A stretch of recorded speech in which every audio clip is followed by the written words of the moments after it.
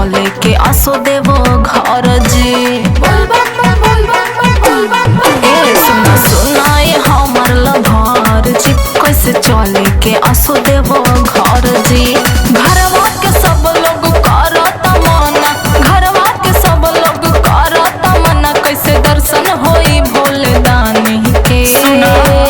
घरवा के ले लो परानी के, चलो दर्शन करा दी महादानी के। सबे घरवा के ले लो परानी के, चलो दर्शन करा दी शिवदानी के।